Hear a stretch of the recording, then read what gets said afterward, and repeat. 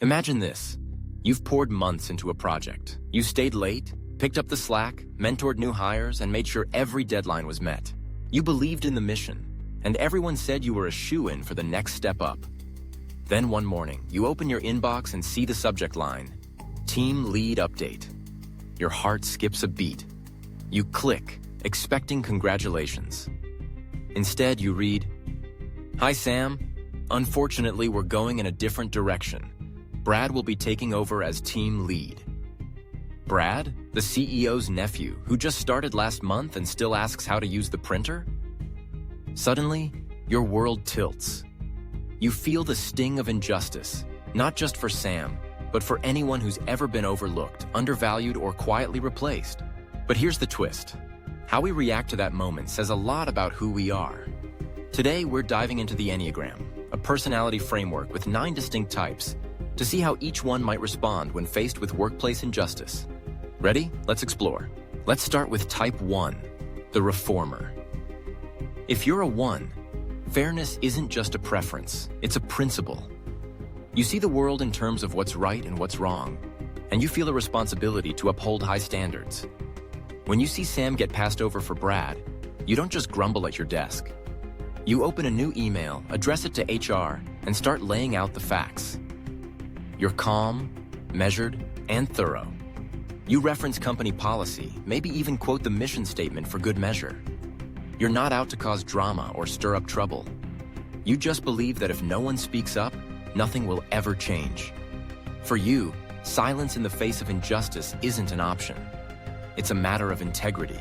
Now, Type 2, the helper. 2s are the heart of any team. You feel the pain of others almost as if it were your own. When you hear about Sam, your first instinct isn't anger, it's empathy. You notice Sam's slumped shoulders, the forced smile, the way he lingers at his desk a little longer. So you bring him coffee, maybe leave a kind note or start a card for the team to sign. You rally quiet support, making sure Sam knows he's valued, even if management can't see it.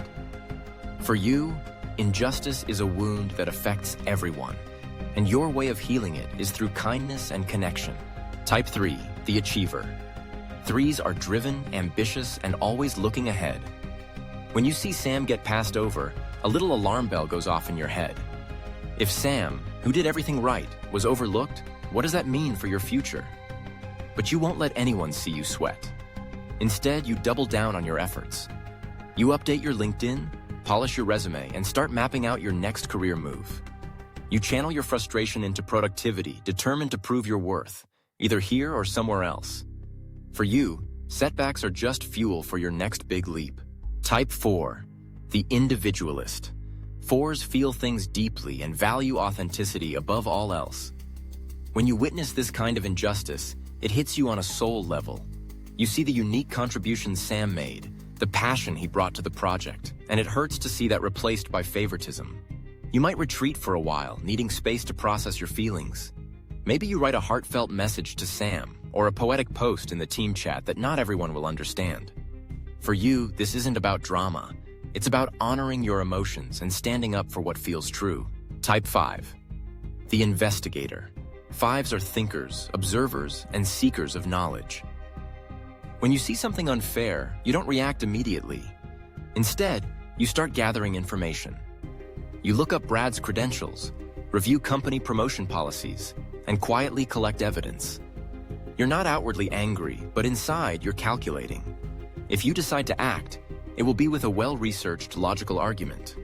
For you, understanding the why behind the injustice is just as important as addressing it. Type 6, the loyalist. 6s crave security and trust in their environment. When something like this happens, it shakes your sense of safety. If management can do this to Sam, could you be next? You start running through scenarios in your mind, making backup plans and analyzing risks. At the same time, you feel torn. Your loyalty to your team makes you want to stay and support them, but your need for security pushes you to consider your options. You might seek reassurance from colleagues, hoping to restore a sense of trust and stability. Type 7, the enthusiast. 7s are the optimists, always looking for the silver lining. When things get tense, you're the one cracking jokes, suggesting a team outing, or brainstorming new ideas to lift everyone's spirits. You might propose a bowling night or start a group chat to keep morale up. But beneath the humor, you're unsettled. You don't like dwelling on negativity, so you focus on what's next. Maybe even scrolling through job boards for new adventures. For you, the best way to handle injustice is to keep moving forward and create new possibilities. Type 8. The challenger. 8s are strong, direct, and unafraid to confront problems head-on. When you see unfairness, you don't hesitate. You schedule a meeting with management, lay out your concerns, and demand answers.